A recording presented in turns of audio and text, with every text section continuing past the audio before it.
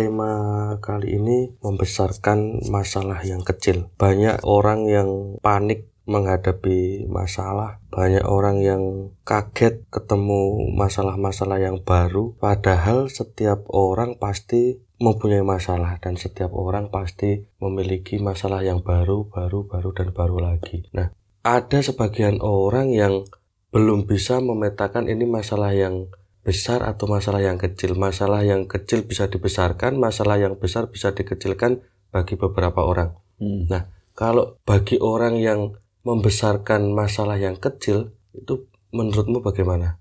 Masalah yang besar dikecilkan itu malah seni. Artinya biasanya orang untuk menyelesaikan masalah yang besar itu biasanya disederhanakan. Itu berarti levelnya udah malah bagus. Udah di atasnya levelnya ya. Nah, yang repot itu ketika masalah kecil dibesarkan kan. Semakin bikin repot karena penyelesaiannya akan semakin susah ketika masalah yang kecil diperbesar. Nah, kalau masalah yang besar diperkecil artinya disederhanakan untuk diselesaikan, itu malah ada seninya memang. Artinya seni untuk menyelesaikan masalah itu ya disederhanakan, artinya dipilah-pilah. Yang mau diselesaikan dulu yang mana, yang lebih urgent yang mana, yang bisa ditinggal dulu yang mana. Artinya masalah besar biasanya bisa diperinci atau dipecah dengan cara menyederhanakan. Artinya menyederhanakan sebenarnya tidak menyepelekan loh ya. Masalah yang besar kemudian disederhanakan itu kadang orang juga salah tangkap. Artinya disederhanakan itu bukan disepelekan, tapi diperinci agar bisa terselesaikan. Masuk ke inti masalahnya. Masuk ke inti masalah. Biar bisa masuk ke inti masalahnya. Karena biasanya inti masalah itu terselubung atau tertutupi dengan masalah-masalah yang kecil itu. Sehingga inti masalah kadang tidak tersentuh malahan. Orang untuk mencapai pada inti masalah itu biasanya sampai lari ke terapis, lari ke teman curhat dan lain sebagainya, itu sebenarnya dalam rangka orang ini ingin mencari bantuan bagaimana dia sampai merangsak ke inti masalah. Karena ketika orang menghadapi masalah biasanya susah untuk berpikir jernih sehingga dia bisa mencapai pada inti masalah itu sendiri. Makanya kan ada orang bilang menyelesaikan masalah itu kadang pentingnya juga diceritakan. Bahkan banyak beberapa masalah mental dan masalah fisik, bahkan maksudnya penyakit fisik itu bisa selesai hanya dengan bercerita kadang-kadang. Nah, kita bahas hari ini kan yang membesarkan masalah yang kecil. Dan ini sering banget terjadi di lingkungan kita. Bahkan kadang kita sendiri juga masih mengalami itu ketika ada masalah kecil. Tiba-tiba serasa besar banget, serasa gede banget. Misalkan yang sering aku ketemu, misalkan gini, seorang anak misalkan, menghilangkan HP misalkan, HP-nya hilang. Nah, si orang tua merespon masalah ini menjadi masalah yang begitu besar. Berlebihan. Padahal masalah HP hilang itu ya, siapa yang mau kehilangan HP? Simpelnya kan gitu. Dan itu seharusnya kan bukan masalah, tapi musibah. Nah, orang kadang-kadang membedakan musibah dengan masalah itu juga udah problem. Wong jelas-jelas musibah kok jadi masalah. Musibah itu harus ditangani. Nah, jangan ditambah musibah itu menjadi sebuah masalah gitu. Jadi kalau kasusnya tadi anak yang HP-nya hilang misalkan, harusnya dia ditenangkan. Karena si anak juga nggak mau HP-nya hilang, bukan malah dimarahin kan gitu. Ketika anak dimarahin, masalahnya jadi dua si anak. HP-nya udah hilang, masalah yang kedua dimarahin sama orang tua. Kan masalahnya jadi dua, sudah ketimpa musibah, ketimpa masalah pula. Nah, orang yang bisa menyederhanakan masalah ini harusnya menjadi sederhana. Masalahnya itu adalah kehilangan HP. Ya bagaimana caranya sekarang? Satu, menuntun anak agar mengikhlaskan. Atau kalau masih bisa diupayakan mencari.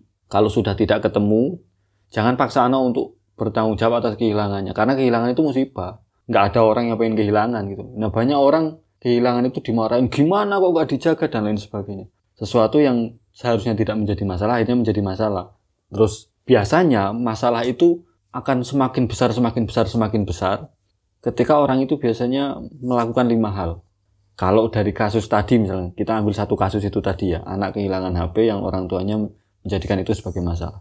Yang pertama, orang tua biasanya mengungkit masa lalu si anak. Misalkan si anak dulunya udah pernah ngilangin apa gitu. Dulu dibeliin laptop dihilangin, sekarang dibeliin HP dihilangin. Ketika seseorang mengungkit masa lalu, masalah yang sudah selesai di masa lalu, kemudian diungkit kembali karena ada masalah yang serupa, itu masalahnya akan semakin besar dan tidak selesai. Bahkan akan menimbulkan masalah baru. Masalah untuk si anak lebih berat nih. Tidak hanya kehilangan HP akhirnya. akhirnya merasa berdosa lah, bisa jadi depresi, stres, dan merasa tidak diberi kasih sayang, tidak beri perhatian, dan lain sebagainya.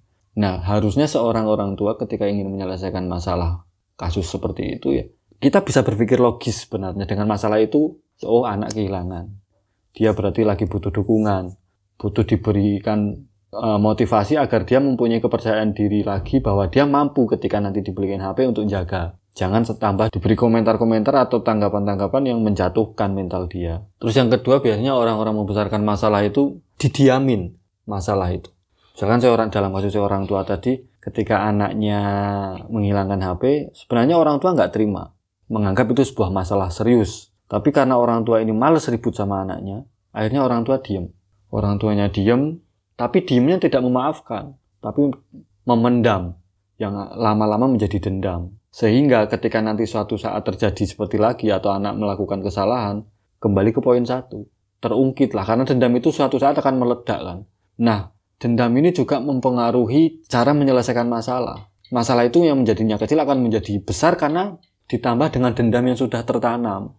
Kalau orang tua merasa nggak terima, jangan dipendam. Lebih baik daripada dipendam dan dendam, lebih baik dikeluarkan. Tapi dengan ending harus memaafkan.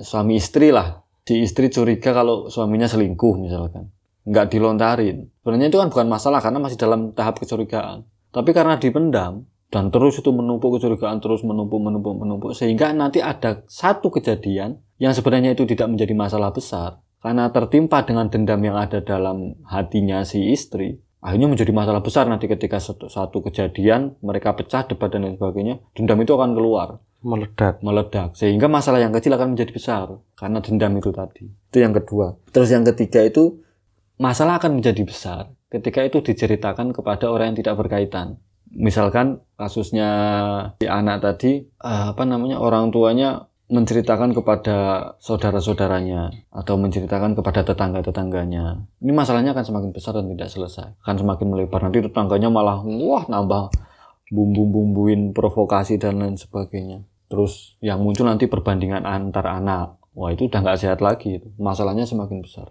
Oh, kalau anak saya tak kasih HP sampai lama awet, sampai rusak, sampai si anak semakin tertekan. Dan masalah si ibu akhirnya menganggap anaknya kalah dengan anak orang lain.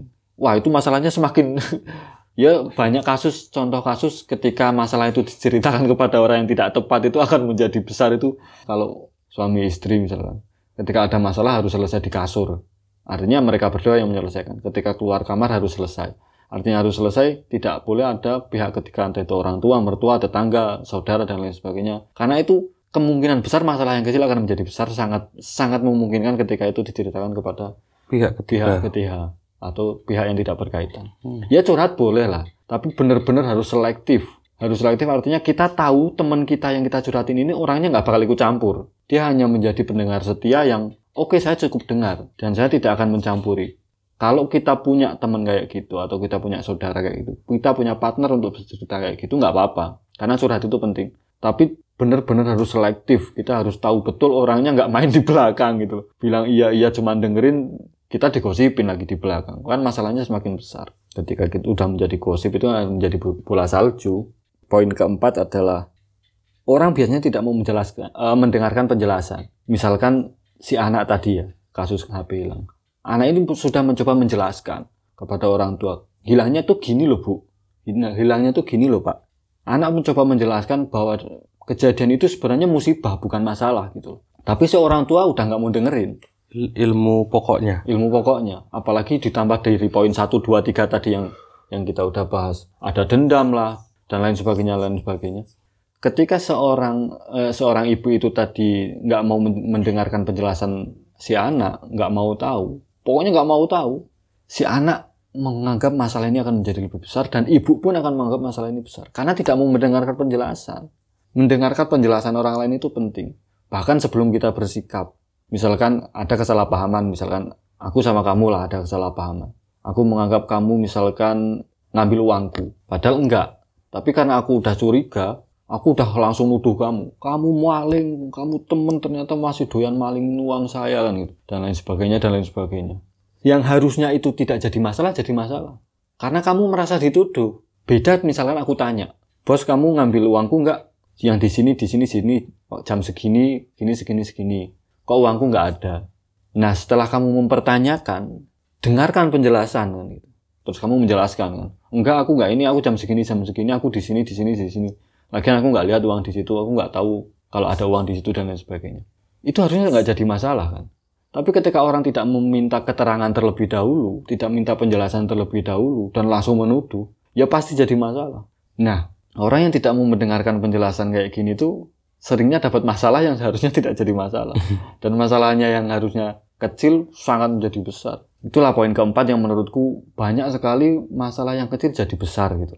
Terus yang terakhir menurutku, yang kelima, enggan minta maaf. Harusnya dengan minta maaf itu selesai. Tapi karena dia nggak mau minta maaf, gengsi lah, apalah dan lain sebagainya. Intinya tidak mau minta maaf padahal dia salah. Masalahnya jadi besar. Misalkan gini, dalam kasus tadi misalkan kamu ngambil uang saya, terus kamu ketahuan salah. Semua bukti sudah membuktikan bahwa kamu ngambil. Oke, kamu ngambil. Kamu akhirnya mengakui karena terdesak dengan beberapa bukti dan keterangan yang ada kan gitu. Ya, saya ngambil uang kamu. Terus kamu nggak minta maaf tapi malah melebar-lebar. Kamu sebagai temen, aku nggak punya duit, nggak dikasih. Kamu pelit banget, kamu nggak ada pengertiannya, aku lagi butuh uang ini, kamu nggak ngasih. Kamu nggak mempertanyakan aku lagi butuh duit apa enggak. Kamu itu teman macam apa dan lain sebagainya. Padahal ketika kamu minta maaf kepada saya sebagai orang yang diambil uangnya, maaf ya, aku hilaf, aku lagi butuh gini. Selesai masalahnya, Pak. Tapi karena orang nggak mau minta maaf, gengsi dan lain sebagainya, akhirnya malah mencari alibi, mencari alasan gitu loh, untuk menutupi kesalahannya dia. Nah, orang untuk mencari alasan, mencari alibi ini kemungkinan besar bohong. Kebohongan itu akan memunculkan kebohongan lagi. Kebohongan itu akan memunculkan kebohongan lagi. Semakin ada kebohongan, disitulah ada masalah. Semakin bohongnya tambah, masalahnya akan semakin besar. Jadi problem dari tidak mau minta maaf, artinya tidak mau bertanggung jawab. Biasanya bertanggung jawaban yang paling mudah itu kan minta maaf. Yang paling murah lah. Menyelesaikan masalah itu biasanya dengan bertanggung jawab. Dan pertanggungjawaban yang paling mudah adalah minta maaf ataupun terima kasih.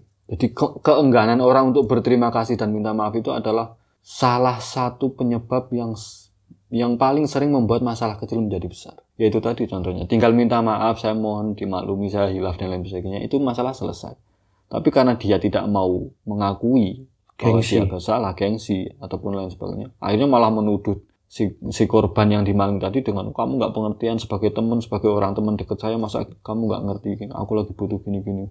Kenapa harus ada acara saya ditanya-tanya gini, harusnya kan kamu ngertiin aja dan lain sebagainya lah, contohnya kayak gitu. Nah, kayak gitulah kasus-kasus orang yang memperbesar masalah dari hal kecil, bukan masalah kecil, bahkan dari hal kecil yang kemudian menjadi masalah kecil dan menjadi masalah besar itu ya. Karena 5 poin itu menurutku loh ya.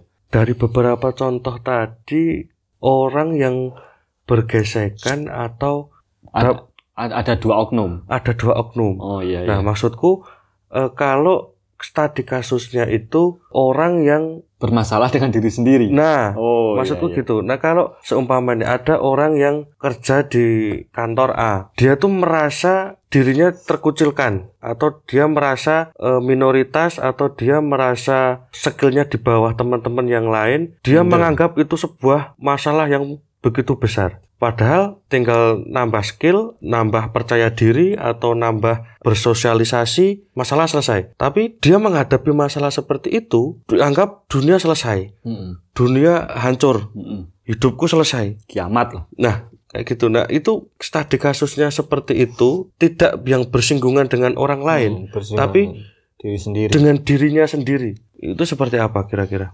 Cari solusinya. Ya, artinya kan cara berpikirnya kan maksudku. Kecuali orang yang punya masalah mental loh ya.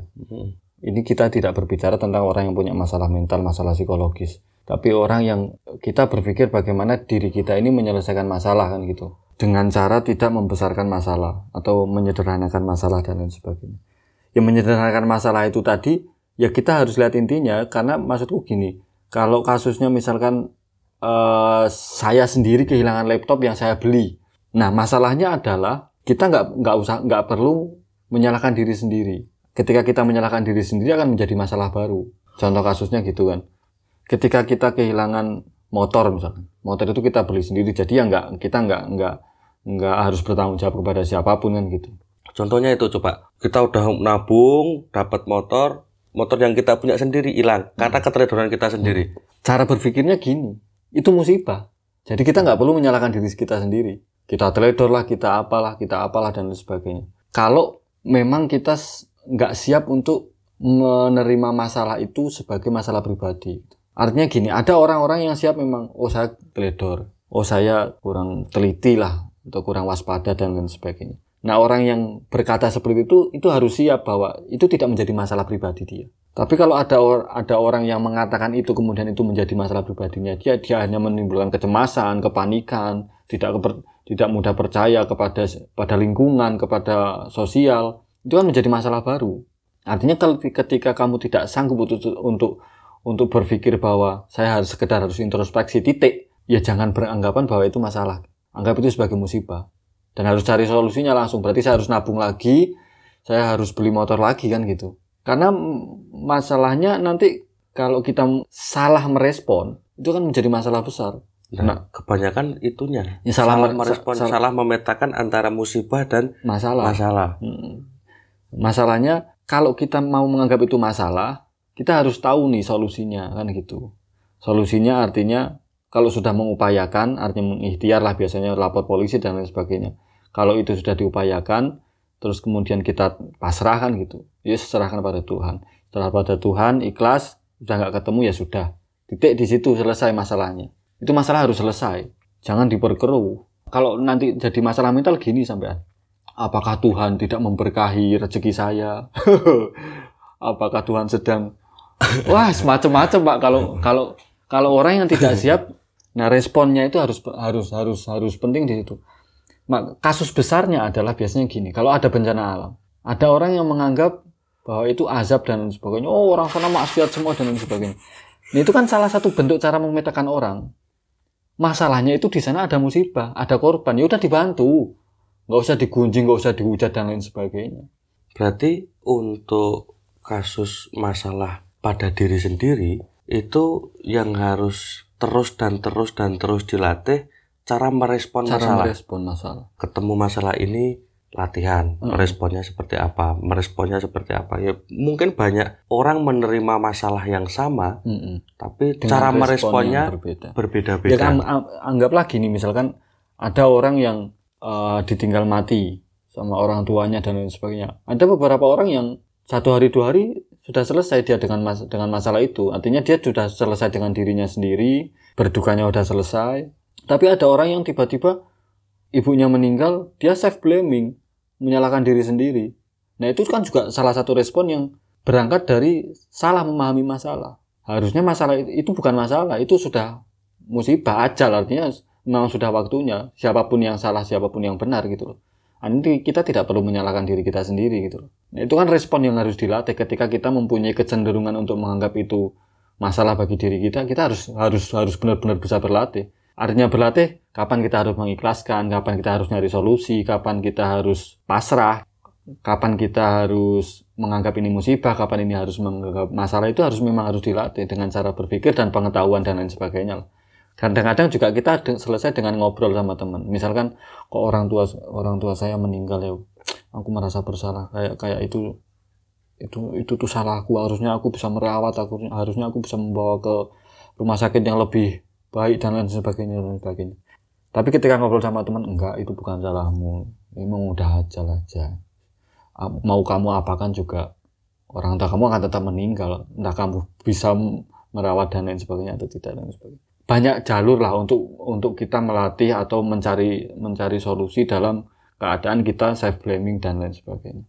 Artinya latihan lah merespon, memetakan mana yang harus ditangani, mana yang harus diikhlaskan gitu. Nah, yang ditangani itu biasanya masalah. Nah, selagi itu bisa untuk tidak menjadi masalah, jangan jadikan itu masalah. Ya contohnya tadi, orang tua meninggal, kan itu bisa ada pilihan untuk kita tidak menjadikan itu sebagai masalah kita. Ya tapi memang masalah umurnya orang tua aja di dunia ini udah selesai gitu loh, jatahnya udah selesai. Jadi nggak usah dibikin masalah gitu. Nah, ada orang-orang yang berpikir menjadikan itu masalah kan gitu yang repot. Padahal itu bukan masalah. Akhirnya mau perbesar lah masalah itu. Padahal itu bukan masalah gitu. Ya lebih ke respon lah. Mungkin ada studi kasus yang lain, ada orang yang menjadikan masalah dengan membandingkan dirinya dengan orang lain. Kayak contohnya teman-teman udah pada lulus sekolah, aku belum wisuda. Teman-teman udah pada karirnya udah bagus, aku masih rebahan aja di kamar. Teman-teman udah ada yang bisnisnya sukses, udah ada yang nikah, aku belum nikah. Ada yang udah punya anak, aku belum punya anak. Itu membanding-bandingkan diri dengan orang lain itu salah satu contoh yang biasanya jadi penyakit diri sendiri ya. Iya, membesarkan masalah yang kecil bukan? Iya, karena gini misalkan, aku ngambil beberapa contoh kasus biar gampang ya, artinya mengurainya. Misalkan gini, kayak kesuksesan orang. Kesuksesan orang itu kan kita sering mendengar kayak orang bijak berkata bahwa semua ada waktu dan tempatnya kan. Tidak ada kata terlambat dan tidak ada kata lebih cepat. Semua ada waktu dan tempatnya. Ketika kita memahami itu, dan posisi kita belum sukses dan teman-teman kita udah sukses, kita nggak akan khawatir. Yang jadi masalah adalah ketika kita tidak berjalan mengarah ke sana. Itu yang jadi masalah. Masalahnya harusnya bukan masalah pencapaiannya, tapi prosesnya yang harus kita jadikan masalah. Ini kan cara memetakan masalah nih. Jadi masalahnya kok malah selalu memandang teman-teman kita yang udah sukses menjadi masalah. Itu kan bukan masalah. Masalahnya adalah kita itu ngelakuin apa. Kan gitu harusnya pemetaannya.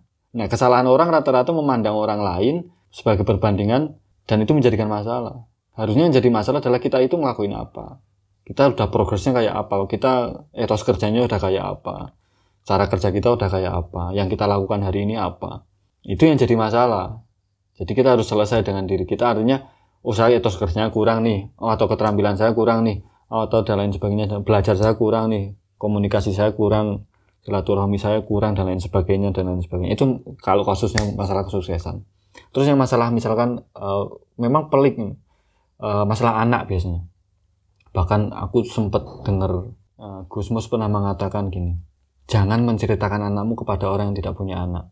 Itu bagi orang-orang yang punya anak. Tapi bagi kita, misalkan posisi kita adalah orang yang udah nikah, teman-teman kita udah nikah, udah punya anak, kita belum. Kita harus punya kesadaran betul bahwa anak itu rezeki. Kalau Tuhan nggak ngasih ya kita nggak punya. Nah, artinya jangan dengarkan orang-orang yang menuntut kita untuk punya anak. Karena orang-orang yang menuntut kita untuk punya anak, dia sedang playing God. Dia sedang berpura-pura menjadi Tuhan. Dan itu menjadi masalah mereka, bukan menjadi masalah kita. Kita nggak mau kan playing God. Dosa besar kan. Ketika orang-orang menuntut anak, memaksa punya anak, itu kan playing God kan. Memang dia bisa ngasih. Dan dia menyuruh kita untuk playing God. Ya, jadi masalahnya tinggal jangan direspon kan gitu. Karena itu masalah ketika kita menjadikan diri kita kayak Tuhan. Artinya bisa bikin anak dan lain sebagainya. Karena anak itu juga benar-benar pemberian Tuhan. Dan anak itu kan istilah kita kan masih percaya bahwa anak itu titipan Tuhan, bukan punya kita kan gitu. Teman-teman yang belum dikasih anak, belum dikasih rezeki anak, ya udah tenang aja, itu bukan masalah kita, itu masalah Tuhan. Itu masalah Tuhan mau ngasih apa enggak gitu loh maksudnya. Nah, inilah yang contoh maksudku cara membuat masalah itu menjadi terselesaikan. Berdamai pada diri sendiri. Ya artinya saya bukan Tuhan, jadi saya nggak bisa bikin anak. Saya nggak bisa menciptakan anak itu turun ke dunia gitu loh. Kalau Tuhan nggak ngasih gitu loh. Nah, masalah ini kan berarti bukan masalahku. Jadi ngapain saya harus menganggap ini masalah yang harus saya selesaikan kan gitu. Nah, masalah kita adalah misalkan tinggal ikhtiar, ya misalkan jaga kesehatan dan lain sebagainya, tapi juga nggak usah memaksakan banget, karena kalau memaksakan banget nanti jadi masalah baru di antar pasangan kan gitu. Cara merespon melihat masalah misalnya kayak anak tadi, bahwa itu adalah masalah Tuhan, bukan masalah kita. Kita hanya sekedar berupaya seperti biasanya manusia. Atau melihat masalah kesuksesan tadi itu, ya itu tadi tetap kuncinya pada cara melihat masalah itu sendiri. Apakah itu masalah kita atau masalah orang lain atau masalah pihak lain, faktor X dan lain sebagainya. Ya disitulah cara-cara kita untuk memperkecil masalah di hidup kita atau mengurangi masalah di hidup kita. Karena hidup ini kan penuh dengan masalah. Masalah itu pasti ada kan. Mau nggak mau itu masalah pasti ada. Tapi tidak semua masalah sebenarnya itu menjadi masalah kita kan gitu. Banyak hal yang kita bisa singkirkan dan itu tidak menjadi masalah kita, dan kita bisa berfokus pada masalah kita yang harus kita selesaikan dengan diri kita sendiri. Banyak masalah yang harus diselesaikan oleh diri kita sendiri, tapi banyak banget masalah yang tidak harus kita selesaikan gitu. Tidak harus kita selesaikan, bahkan cukup kita dengan meninggalkan masalah itu akan selesai gitu. Nah, itu kan seni-seni atau kebiasaan cara merespon masalah supaya lebih gampang terselesaikan.